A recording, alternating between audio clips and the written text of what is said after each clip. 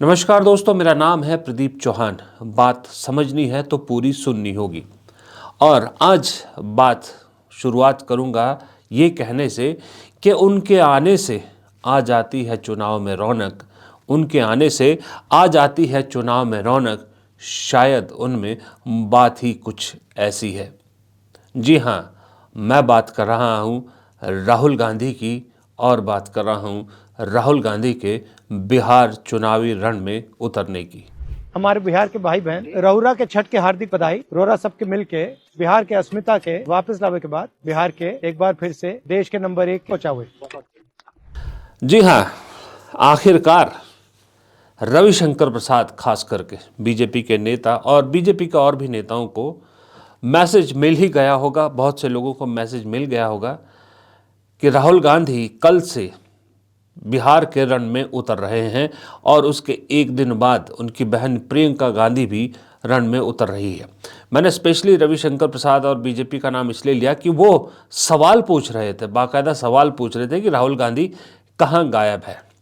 और अक्सर आपने देखा होगा कि सवाल वही पूछता है, किसी की जानकारी वही हासिल करना चाहता है, या तो वो शख्स उससे बेहद मोहब्बत करता है या उस शख्स से बेहद डरता है।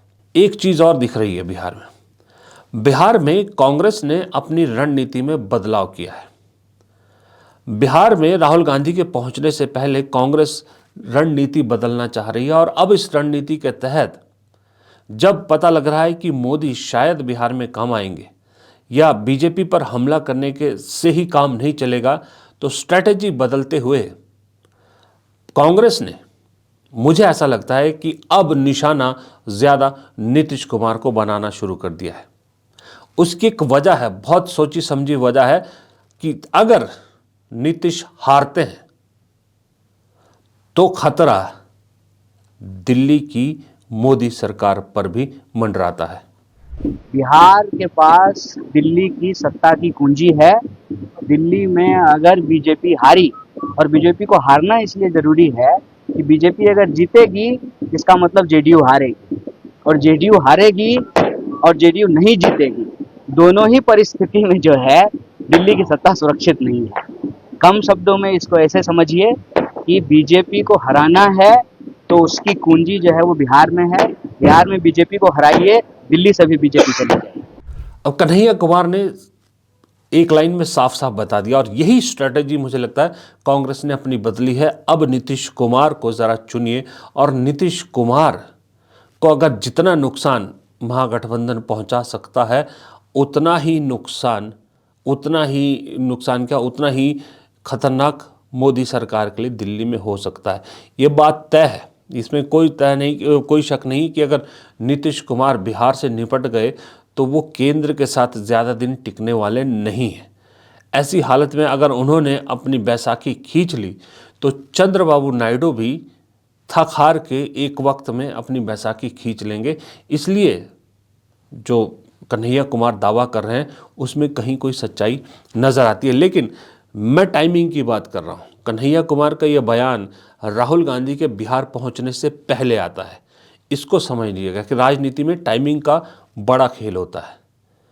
एक दिन पहले कन्हैया कुमार ये बयान दे रहे हैं और अगले दिन से राहुल गांधी इलाके में पहुंच रहे हैं, चुनाव प्रचार के लिए पहुंच रहे हैं और लगातार अब वहां रहेंगे। इसका मतलब सीधा है कि अब आपको कांग्रेस के प्रहार में मोदी शाह तो राहुल गांधी के प्रहार में दिखेंगे, क्योंकि जो नीतीश कुमार है उन पर ही अगर राहुल गांधी अपना फोकस रखेंगे तो वो इम्पैक्ट नहीं पड़ेगा, क्योंकि राष्ट्रीय स्तर पर मुकाबला तो मोदी से है।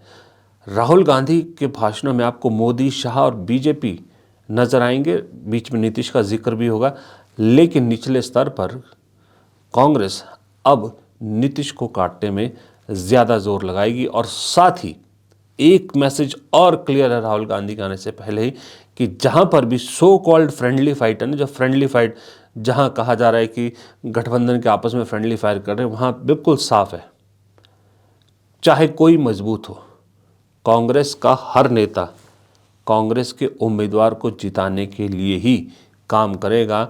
हमें वो सीट किसी भी तरह से निकालनी है। मोहब्बत करता है तो इसलिए जानना चाहता है कि मेरा महबूब कब आ रहा है, मैं मिलना चाहता हूँ, या वो इंसान पता करता है जो डरता है ताकि उसके आने की खबर मिलने से पहले वो अपना इंतज़ाम करके रखे। तो अब ये रविशंकर प्रसाद और बीजेपी को जानना है कि वो राहुल गांधी से मोहब्बत करते हैं या डरते हैं। मोहब्बत तो नहीं करते, लेकिन इतना ज़रूर है, जैसे मैंने शेर में कहा कि जब तक चुनावी रण में राहुल गांधी ना उतरे तो चुनावी रण का मज़ा नहीं आता। वो वक्त बदल गया। पिछले 2024 के लोकसभा चुनाव के बाद पूरा वक्त बदल गया है। जब तक राहुल गांधी चुनावी रण में नहीं उतरते हैं, ऐसा लगता है कि चुनाव थोड़ा फीका फीका सा है। उससे पहले ये खिताब मोदी जी के नाम हासिल था। मोदी जी अपने लच्छेदार बातों के लिए मशहूर था, लेकिन अब इतनी रिपीट हो चुकी है उनकी बातें।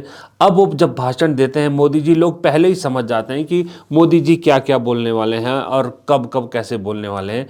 लेकिन राहुल गांधी का इंतज़ार कांग्रेस को तो रहता ही है, इंडिया गठबंधन के सहयोगियों को रहता है, लेकिन उससे ज़्यादा मुझे लगता है बीजेपी और उनके लोगों को इंतज़ार रहता है कि राहुल गांधी अब कैसा वार करेंगे, राहुल गांधी अब कौन सी ऐसी बात बोलेंगे जिसे हमें हुक्म आ जाएगा कि अब इस बात को खींचना है, रबड़ की तरह खींचना है। इसलिए राहुल गांधी के बारे में ज़रा इंतज़ार उनका ज़्यादा रहता है। तो इंतज़ार ख़त्म हुआ, राहुल गांधी बिहार के रण में उतर रहे हैं और शुरुआत कर रहे हैं कल माफ़ कीजिएगा, मुजफ्फरपुर और दरभंगा की रैली से। लेकिन कहते हैं राजनीति में नेता वही बड़ा जिसके पहुंचने से पहले पहुंचने की खबर से ही गर्दा उड़ जाए, यानी धमक ऐसी हो कि चीज़ें हिल जाए। राहुल गांधी का बिहार पहुंचने से पहले ही दरअसल वहां पर वाकई में उनकी धमक पहुंच चुकी है। खबर बड़ी सॉलिड है कि बीजेपी चाह रही है कि प्रधानमंत्री बिहार में कम आए। जैसे हरियाणा चुनाव में एक कोशिश की गई थी कि मोदी जी को कम उतारा जाए, बिहार में भी मोदी जी को बीजेपी कम उतारना चाहती है, जबकि बिहार में बीजेपी के पास कोई चेहरा नहीं है जिसके नाम पर वो चुनाव लड़े। उसके बावजूद मोदी जी को कम उतारना चाहती है। वजह यह है कि बीजेपी को कहीं ना कहीं, मुझे ऐसा लगता है, आशंका है कि ये जो सर्वेज बता रहे हैं, सब बता रहे हैं, इसमें जिस तरह से महागठबंधन को आगे जाते हुआ दिख रहा है, कहीं ना कहीं बीजेपी को हार नज़र आ रही है। और बीजेपी कुछ भी अफोर्ड कर सकती है, लेकिन हार का सेहरा मोदी जी के सिर बंधे ये कभी अफोर्ड नहीं कर सकती। इसलिए शायद मोदी जी को एडवांस में दूर रखने का एक आइडिया दिया गया है और राहुल गांधी उतर रहे हैं। जाहिर सी बात है, राहुल गांधी अब लगातार कम से कम 12-14 महारैलियां वहां पर करेंगे। तेजस्वी के साथ भी करेंगे, अकेले भी करेंगे, दोनों तरह की रैलियां करेंगे। तो निशाने पर मोदी जी रहेंगे, निशाने पर उनके जो है अभी हाल फिलहाल में जितने भी उन पर प्रहार हुए, निशाने पर चुनाव आयोग रहेगा, सब कुछ रहेगा, वोट चोरी रहेगा। मोदी जी के लिए कहीं जवाब देना थोड़ा मुश्किल ना हो जाए, इसलिए मोदी जी को दूर रखा जा रहा है। पहली धमक तो राहुल गांधी के आने से ये मिलती है। दूसरी, राहुल गांधी के आने से दूसरी धमक ये मिली कि जो इंडिया गठबंधन में, महागठबंधन में उनके सहयोगी, खास करके आरजेडी, उन्हें भी अब 2-3 दिन में, 4 दिन में ये बात समझ में आ गई कि भैया बिना राहुल गांधी, प्रियंका गांधी या बिना कांग्रेस के इन बड़े चेहरों के आसान नहीं है जीतना। ज़रूरत है, लोग इंतज़ार कर रहे हैं उनका, और उनका आना कितना ज़रूरी है। तीसरा, राहुल गांधी ने जो बिहार में स्लीपर सेल ने पिछले दिनों कांग्रेस पार्टी की स्थिति खराब करने की कोशिश की थी, उस कोशिश को एक झटके में राहुल गांधी ने धराशायी कर दिया, या यूं कहे अब उस पर पानी फेर दिया। अब वो स्लीपर सेल कौन थे, ये जरा हम चुनाव के बाद बात करेंगे। चुनाव के बीच में बात करना ठीक नहीं रहता। लेकिन जिस तरह से कृष्णा अल्लावारू, जो राहुल गांधी के खासम खास वहाँ भेजे गए थे, उन्हें बदनाम करने की कोशिश की गई या उनके खिलाफ एक साजिश रची गई, और सब लोगों को जिस तरह से वहाँ एक इमेज पहुँचाई गई कि अल्लावारू ने टिकटें बेची है या भ्रष्टाचार किया है, और उसके बाद कांग्रेस हाईकमान ने उन्हें उसकी सज़ा भी दी है, उसको राहुल गांधी ने एक झटके में साफ कर दिया। राहुल गांधी ने साफ संदेश दे दिया कि बिहार में कृष्णा अल्लावरू थे, हैं और रहेंगे।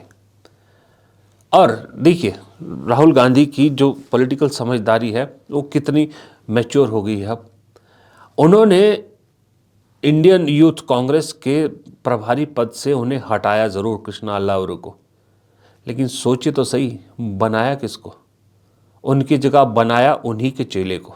जी हाँ, कृष्णा अल्लावरू की रिकमेंडेशन पे ही मनीष शर्मा को अगला प्रभारी बनाया गया है, यानी कृष्णा अल्लावरू के ही आदमी को बनाया गया। दूसरा, राहुल गांधी के बिहार में जो भी अब तक प्रोग्राम है ये आपकी स्क्रीन पर है। देखिए, पहले मैं आपको प्रियंका गांधी के प्रोग्राम दिखाता हूँ। प्रियंका गांधी 1 तारीख से बछवाड़ा, बेलदौर, 3 को लखीसराय रोसड़ा, 6 नवंबर को गोविंदगंज और चनपटिया और 8 नवंबर को कड़वा और कस्बा में रैलीज करेंगी। और राहुल गांधी देखिए 29 अक्टूबर को मुजफ्फरपुर और दरभंगा से शुरुआत करेंगे, 30 को बरबीघा नालंदा, 2 को खगड़िया, 4 को पूर्णिया और बहादुरगंज, 5 को औरंगाबाद और वजीरगंज, 7 को फरबिसगंज और बरारी।